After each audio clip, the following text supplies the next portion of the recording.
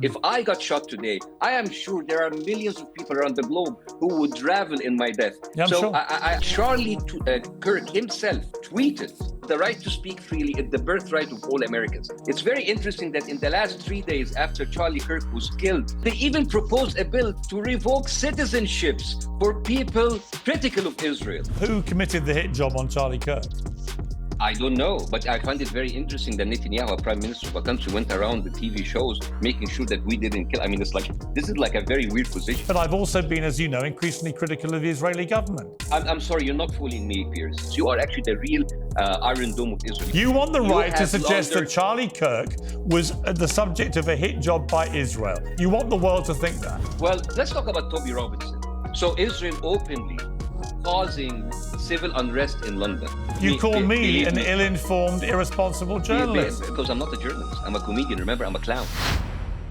Charlie Kirk's murder has shone an unflattering spotlight on the abject state of discourse and division, especially online, where extreme takes increasingly lead to real-world consequences. Many of the protesters at London's massive anti-immigration march this weekend, already fired up by some dubious content, brought their fury about Charlie Kirk onto the streets, and at the heart of it all is a bitter blame game in which neither side is in the mood for compromise. Comedian and activist Bassem Youssef is a familiar face to uncensored viewers. His recent contribution to these debates implies he's in no mood for taking the temperature down. He's about to embark on a new tour called The Belly of the Beast, and he joins me now. Bassem, great to see you again. Hello. What is your view of the Charlie Kirk assassination? Oh, assassination is bad.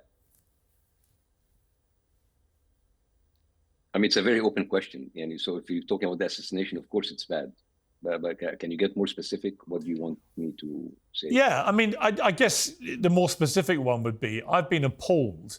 I didn't agree with everything Charlie Kirk stood for or said, but I respected the fact that he always went in to college campuses in particular and invited everyone who disagreed with him to come and debate with him. He was always happy to hear other people giving their views and would challenge them and they would challenge him. And I was appalled that the woke left, as I see it, as opposed to the old liberal left, in which I used to be a happy member, that the woke left seemed to be gleeful about his murder and have raced to social media to celebrate it. We've seen rap stars do it. We've seen TikTokers do it. Influencers do it. All over the world, competing with each other to see who could be the most gleeful. We've seen teachers, doctors, university administrators and so on. I'm at a complete loss to understand how any human being with any sense of humanity would want to be seen celebrating the murder of a 31-year-old man with his wife and 2 kids watching at the time for his opinions. I mean, it's terrible, of course. I mean, celebrate anybody's death, whether it's a 31 years old father or babies and children in Gaza every day, where we have seen the woke left and the right are celebrating the death of children every single day and nothing happened to them. I mean, first of all, when you say the woke left, who are these people? Are they who are the leaders? Bunch of pop stars and influencers and people with TikTok. And I mean, does that represent? Well, I think it's more. Well, I would say it's more than that. I'd say there's a lot of people who I think have been part of what I call the woke ideology in the last few years, which has morphed from a very laudable thing originally, when in the 60s and 70s it started in American black music, and it was about promoting a raised awareness of social and racial injustice. I wrote a book about it. By that criteria, I'm happily woke. But what it's morphed into in recent years, driven, I think, by very tribal social media, is it's become a form of fascism, where people on the woke left are quite happy to want to shame and vilify and cancel and destroy people for having a different view to them, whether that view is about historical figures or about books or about movies or about fashion or about hairstyles or what you can wear on Halloween or whatever it may be. It became a puritanical purge,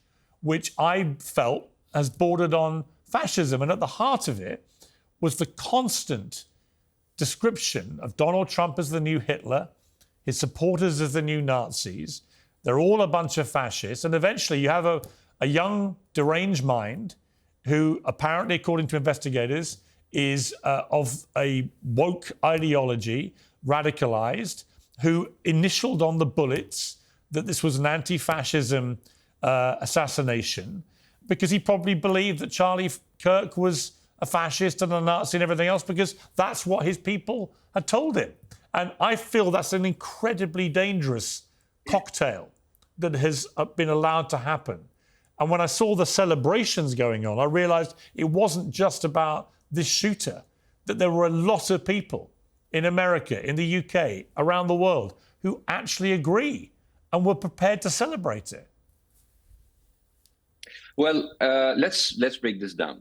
Now, when you say the left, it's very general. If you have thousands of people with TikTok accounts that celebrate people's death, it happens on the right and on the left. Mm-hmm. There are people who have mocked the death of the Minnesota lawmaker and her husband and her dog that were shot in front of their 4 years old. And again, I just want to preface it, I'm not condoning what happened to Charlie Kirk. What happened is terrible. It should not be accepted. And myself, I will never celebrate something like that. But I'm a little bit confused because someone like Randy Fine, who's a congressman from Florida, who posted about going after people's jobs if they mock Charlie's death online, which is terrible, of course, if you mock anybody's death. But the fact that you go after someone, it's very confusing to me because for those of you who don't know who Randy Fine is, he is the fat bitch who continues to suck Israel dick every day on a daily basis. And that guy, he is in Gaza, like he said, everyone in Gaza should die. Kill them all, let the blood fall in Gaza. They are animals. And now he pretends to have a soul. That this kind of manufactured selective rage that will confuse me. If you're going to have rage, please. If you're going to be angry, please. But just be consistent. We have people losing their jobs, their careers, getting cancers for being dismissive about Charlie death. Again, terrible to do. But I don't get it because I thought canceling something is what the hippie PC left would do. I don't condone making insensitive remarks about a guy who was just murdered. We can discuss his ideas. We can praise or trash his ideas because his ideas will live on forever. But if some people are insensitive or rude, well, he was a public figure. For many people, he was a controversial figure. If today Biden or Kamala Harris or Hillary Clinton died or got shot, I'm sure there's a lot of people that will celebrate their death. If I got shot today, I am sure there are millions of people around the globe who would revel in my death, and they will make content that would call it insensitive. I'm sure that if you died, Piers Morgan, people would be celebrating. Yeah, so sure. So I don't understand. Yes, we can talk about it being insensitive, terrible. We can talk about it with a moral issue, but I don't understand the double standards of the West. Well, I do. Listen, I think on that, Bassem. Let me finish. Yeah. This part, because for years, we as Muslims and Arabs, we were lectured from the West about freedom of expression, freedom to offend. It's very important. Freedom to offend. Freedom to offend. But for years, people made fun of Muslims, Arabs, our religion, our culture, our babies and children being killed in Gaza every single day. And no one lost a single minute of sleep over it, which is very confusing to me because the lines between what is legal, what is allowed, what is accepted, what is punishable, what is frowned upon, these are lines seem hazy. So please, yes, go rage, be angry about it, but be consistent so people can believe you.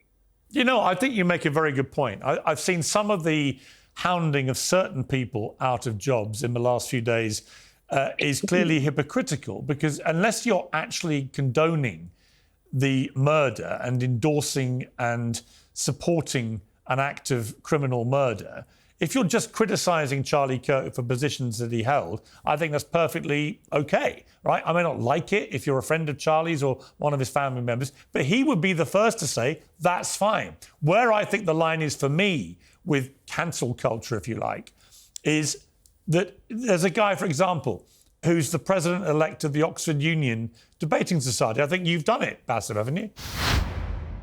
It's not just how the news is told, but what's left out, which concerns me. And when a friend in the business recommended I try Ground News, I gave it a go. Quite honestly, I was impressed. It does something brilliant, which most news platforms are afraid to do. It's an app and a website that lines up coverage of the same story from across the spectrum, left, right, international, and lays it all out side by side. That kind of transparency is increasingly rare and is vital. Ground News helps you to dig in and find the facts by showing you who owns each outlet, what their bias is, and which stories are being buried. It has an especially revealing blind spot feed, which services stories being reported almost exclusively by only one side of the political divide. I want to hear every side before making up my mind. Ground News makes that possible and easy. It's independent, funded by subscribers and not corporate interests, just like my show. and it's a tool that puts the power back in your hands. Go to groundnews.com/peers to claim your 40% discount to the unlimited access Vantage plan and see what everyone else is missing. That's groundnews.com/peers. Yeah. Right, so we've both done that. It's probably the most famous debating society in the world. The whole point of it is that they bring people into that chamber to debate, to have different opinions and debate, as you and I do regularly. And the president-elect, after Charlie Kirk was murdered, having debated opposite Charlie Kirk in that chamber in May himself, actually gleefully celebrated the murder, said LOL, and said, let's fucking go, with a big exclamation mark, right? That, to me, it's not cancel culture to say that guy should not be the president of the Oxford Union Debating Society. Clearly, he should not be the president of a debating society if he celebrates somebody being murdered for their opinions. Would you agree with that? I agree with that, but if we agree on that, let's agree on everything else. So everybody who holds a position who mocks the death of Palestinian children being killed every day in front of cameras, they should lose their job too. You understand why it is difficult for me to be on the same page with you? Because this is like cherry picking. Like, you you haven't asked me if I agree with you. No, I don't disagree. I think if you're a doctor, let me explain. If you're a Harvard professor, or you're a doctor, or you're a teacher, and you glorify or celebrate the murder, or depending which side you're on, whether you see it as murder or collateral damage as you go after Hamas, whatever you want to call it. But if you are seen celebrating the death, you had to mention Hamas there, right? I'm just showing you. You had to throw shade. No. You do you know my view of this? Right? No, Bassem, no. I'm simply saying. You just have to mention Hamas. I'm simply saying there are many Wait a minute. Let me clarify. The reason I clarified, there are many people who believe what the IDF has been doing with civilians is murder and genocide. There are others on the pro-Israeli side who believe that they are targeting a terror group in Hamas and that innocent people will get killed in the process. Therefore, it's not murder. So I'm clarifying the two sides of that debate. You have a strong view. Other people have an equally strong view the other way.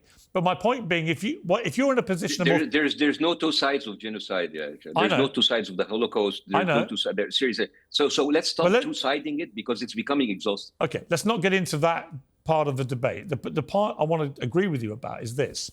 I think if you're an administrator of a university or a hospital or a school, if you're in charge of teaching people or medical practice, and you are seen celebrating the deaths of innocent people publicly on social media, you should not keep your job, right? Because clearly you are unfit for that job. And it should be down to the people who run these organizations to say, sorry, no, you don't get to teach kids if you glorify murder. Well, there are people who are teaching kids on the left who glorified, hey, happy 5th anniversary for George Floyd. It's a 5 years sober because he's dead for 5 years.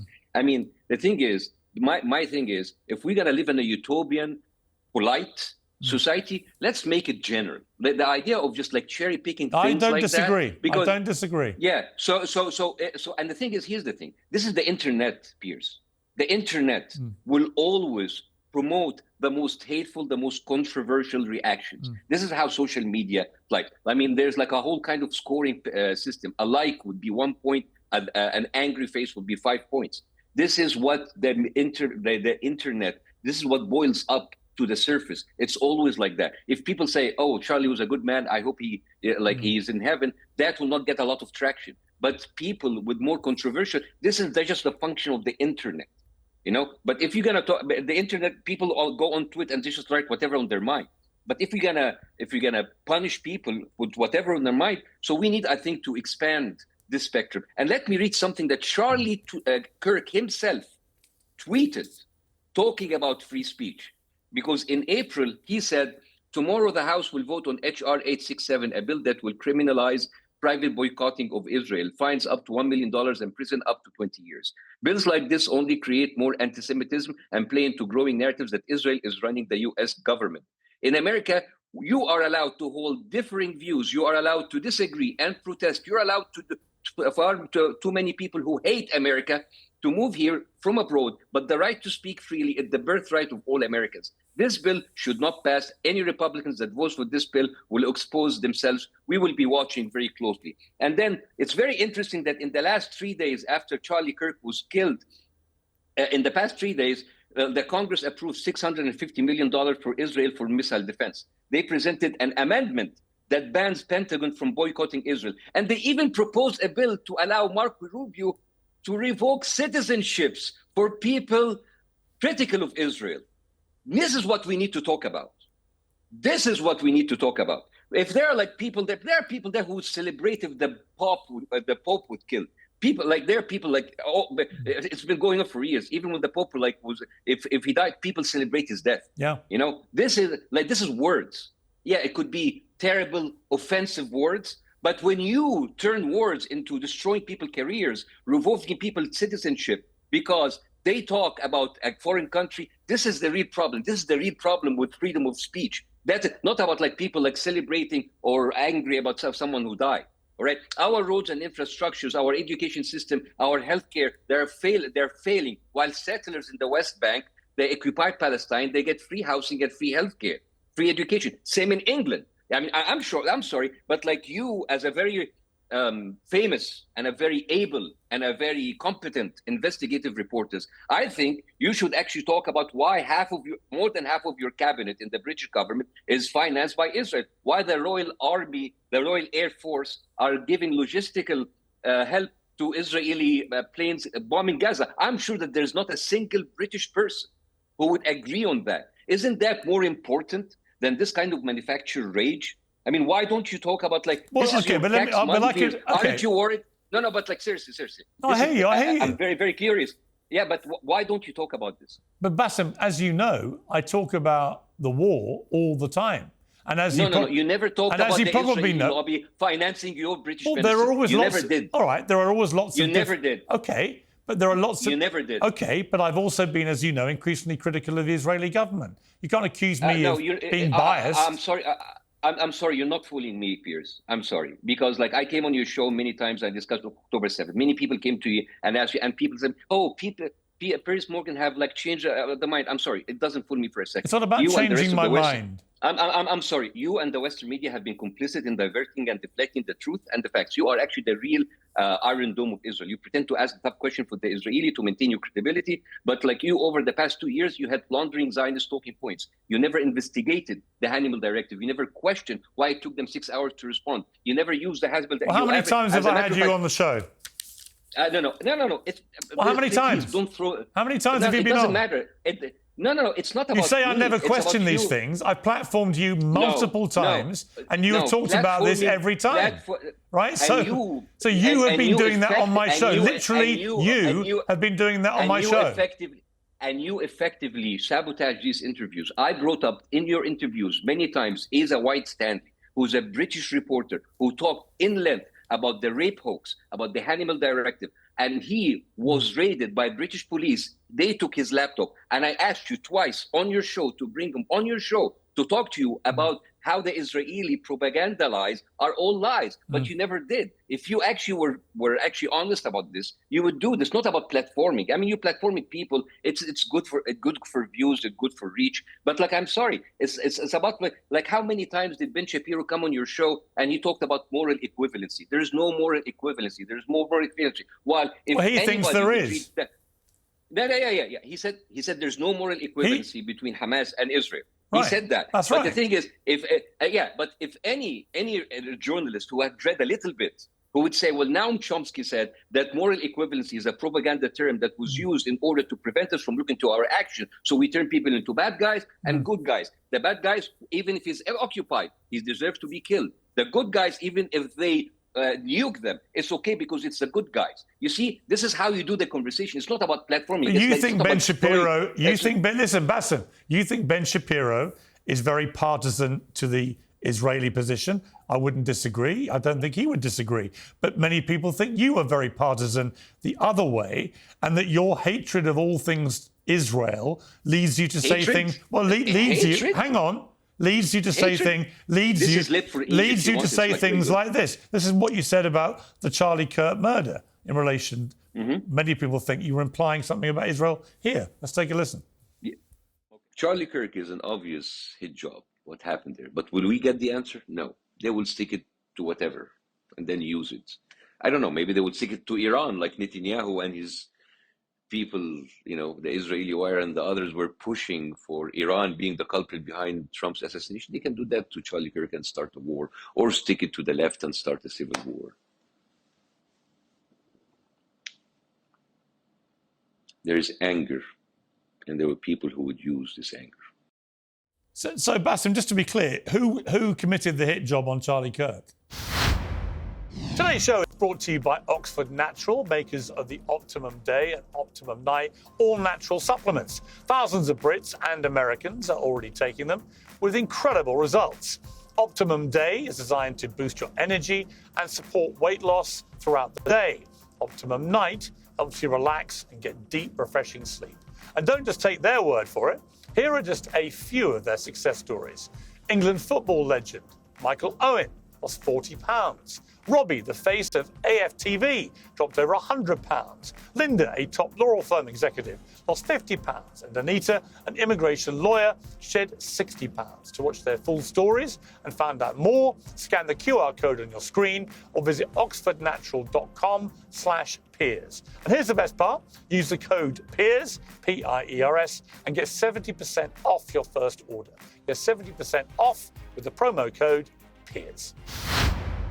I don't know, but I find it very interesting that Netanyahu, prime minister of a country, went around the TV shows making sure that we didn't kill. I mean, this is like a very weird position. So why are you suggesting Israel did?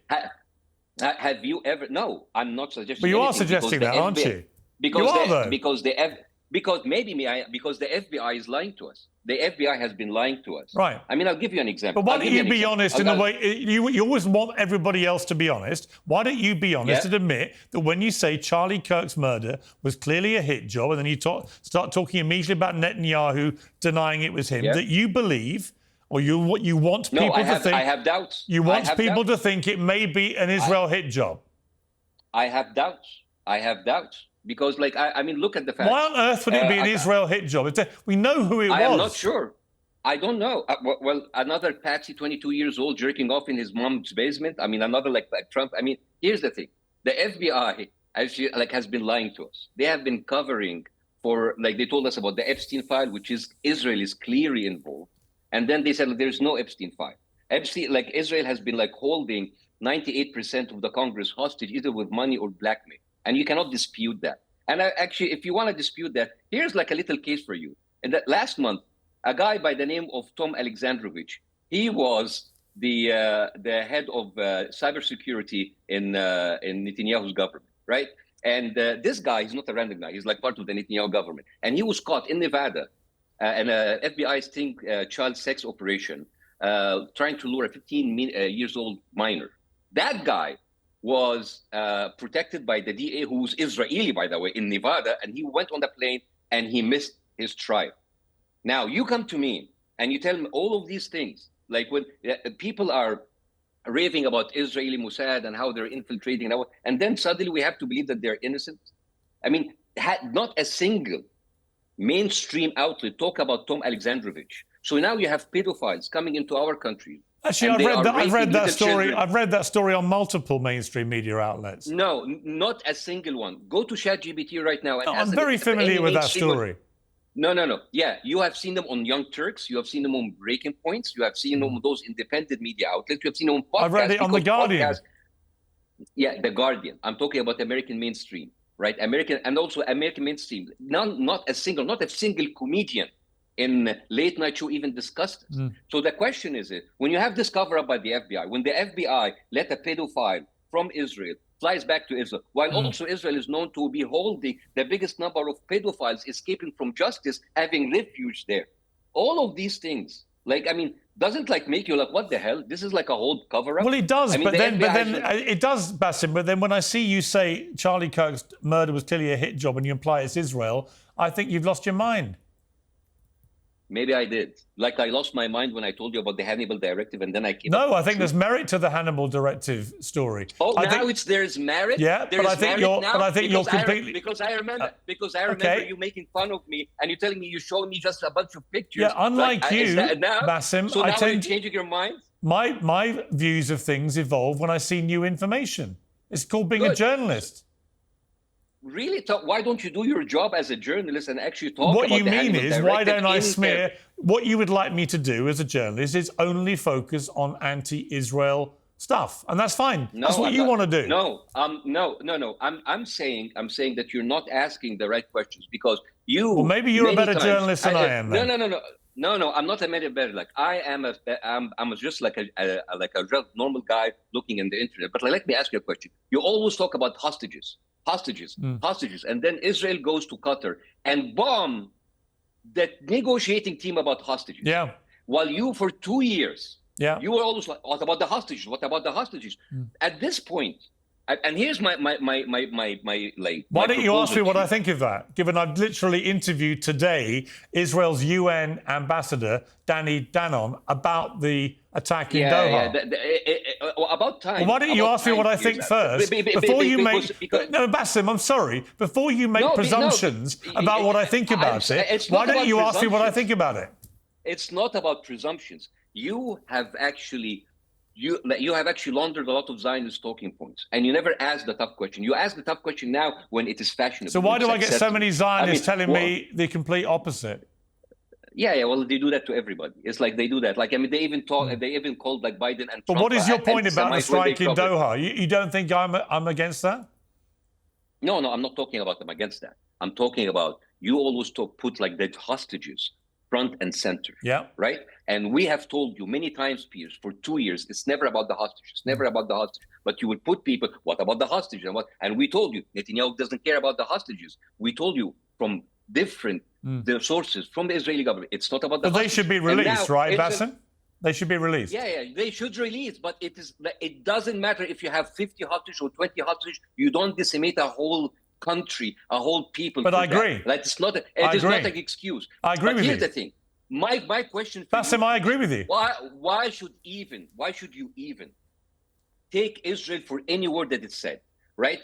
They lied about not targeting civilians. They lied about not targeting doctors, women, children, building. They lied about the intention not to displace people in Gaza, and they're doing it. They lied about being like everybody's. I don't think you've watched my show for a while, have you, Bassem? Because otherwise you would know that if you would watch my show, you would know that one of the Bassem, if I may respond, you would know if you'd watched my show for the last few months that one of my biggest criticisms is Israel's refusal to allow international media into Gaza to independently verify what's been going on. Because my strong suspicion is that when they finally get in there, they will find a lot of evidence of war crimes. I've said that very loudly and clearly. Well, I'm sorry, Piers. The Israeli soldiers, they film on TikTok their war crimes, and they put it on the word.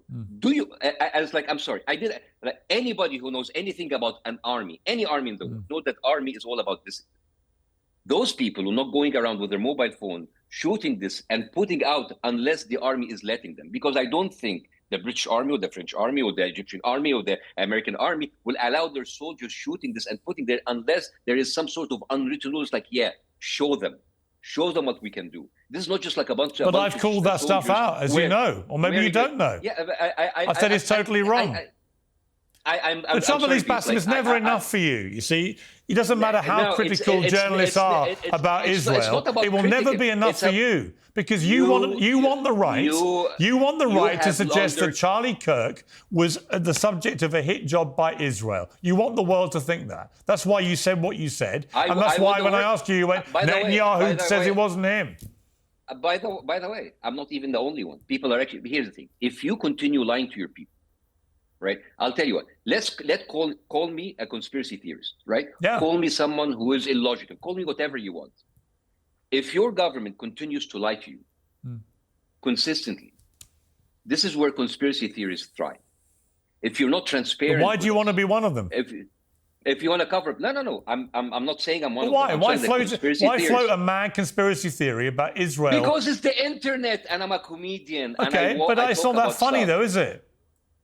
Actually, a lot of people thought it was very funny. You have millions, I'm sure we did, but millions of people follow you, and you want them to think that Israel was behind the murder of Charlie Kirk. And you call me an ill-informed, irresponsible journalist. Yeah, because I'm not a journalist. I'm a comedian. Remember, I'm a clown. I'm a clown. I'm a clown. I'm I don't think clowning you're around. a clown. That's what I do. Oh, I'm a clown. Actually, I'm a comedian. Comedians are actually overpaid. But I think clowns. you're somebody who is so blindly hateful of all things Israel that you'll even promote a conspiracy theory, which is obvious nonsense, that they have something to do with Charlie Kirk's murder. I'm not blindly hateful of Israel. I'm actually eyes wide open hateful of Israel. Sure. But unfortunately, what it's done is driven you to promote conspiracy theories about their potential involvement in Charlie Kirk's murder. Promoting. I just released a video today, and I told them, you need to give us better lives. I didn't even mention that Israel. I said, like, this is a hit job. It was a hit job. Whether it was like a... You inferred it was Israel, and when I asked you about it, you went on a little rant about Netanyahu. Everyone can see it for what it is. No. Okay. So call me a conspiracy theorist. No, I think you're doing it quite deliberately because you hate Israel so much. You want to associate it with every bad thing that's going on in the world. Whereas I prefer to be a bit more nuanced about it. Let me ask you about. Let me ask you before we finish about the Elon Musk intervention in the UK protests at the weekend, the Unite the Kingdom rally organised by Tommy Robinson. What was your view of that? Actually, there was a scene that I found it very interesting. I felt like the Maori,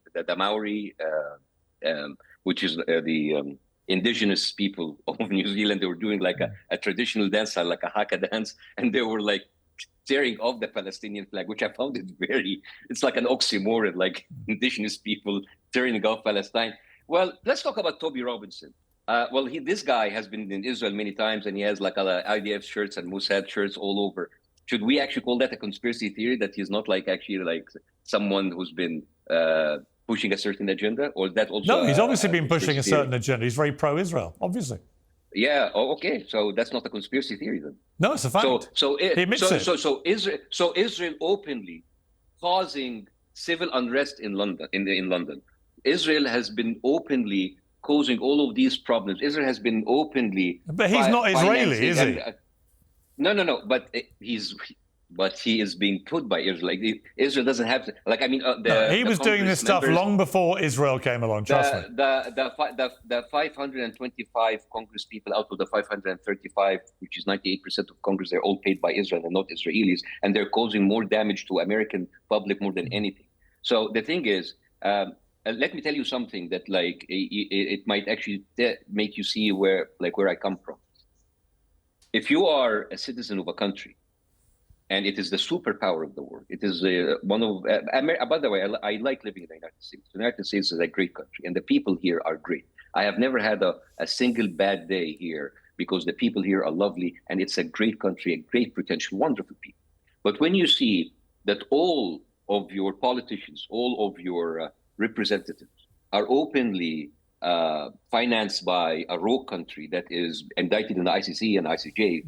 And just last year, we sent them $30 billion and we sent them billions and billions of dollars, and we see all of our infrastructure is falling. You will also hate that country. You know, it's not that even if Gaza is resolved today, I don't see it resolving in a good way, right? Even that still stands. Israel is a leash on our system, on our country, on your country. All right, can we get back to the rally? On your country. Can we get back to the rally in London? That was the question I asked you. And whether you think it was right for Elon Musk to get involved in the way that he did, and to say you have to fight violence on the left, you have to fight back. What did you think of that? I mean, isn't that inciting violence? The richest guy in the world, who has the biggest platform in the world, who, by the way, just suspended the Twitter account of the flotilla that going there to Israel, which is making him very biased. But I don't understand. The guy, it is crazy now that we're seeing people in tech using their power to incite violence. It is crazy and it is unacceptable. And I think you, as a British citizen yourself, should be worried. You should be worried because for the past 2 months, nonstop, daily, Elon Musk has been tweeting about Muslim gangs raping women, and he's even getting cases from 1991, where statistics say that actually 85% of rape and the criminal crimes are actually done by white people. So I don't understand. Is that helpful? Is that healthy to England? Well, what was not healthy was a massive cover-up going on with the almost exclusively British Pakistani gangs who were grooming and raping many young girls, including underage girls, for many years, and it was deliberately covered up to avoid creating any racial tension. And then subsequent governments single-handedly failed to deal with this and made it worse. So, yeah, that was a real scandal. And Robinson was very vocal about it. And it played into his hands as an example of the establishment working to cover up the sexual abuse of young girls. Yes, the cover-up of sex and abuse of young girls and men should not, go away, like Tom Alexandrovich, who actually escaped. That's another cover-up. I mean, presumably you would condemn those British. You would condemn those British. You would condemn, I presume, those British Pakistani men for what they did to those girls, right? And I would condemn the governments who covered up for them. Okay, and good. I would actually ask them to be brought to trial. Yeah, I agree. The same way that everybody in the FBI should be brought to trial for covering up Epstein files and Tom Alexandrovich. Mm-hmm. Okay. I don't disagree. Good. Let's end on a note of agreement. Good to have you back on Uncensored, Bassem. Thank you very much. Hello and welcome. We begin with some breaking news. Woke is dead. The war on common sense is officially over. Cancelled celebrities are emerging from Twitter jail. Virtue signaling has been outlawed under punishment of mass ridicule. And we are finally free to call a spade a spade. So what was the cause of death?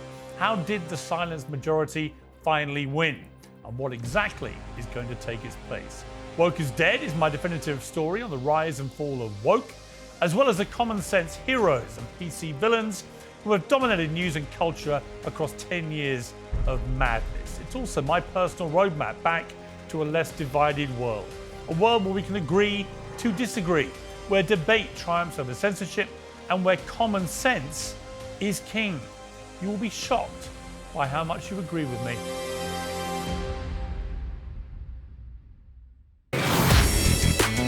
Piers Morgan Uncensored is proudly independent. The only boss around here is me. If you enjoy our show, we ask for only one simple thing. Hit subscribe on YouTube and follow Piers Morgan Uncensored on Spotify and Apple Podcasts. And in return, we will continue our mission to inform, irritate and entertain. And we'll do it all for free. Independent, uncensored media has never been more critical, and we couldn't do it without you.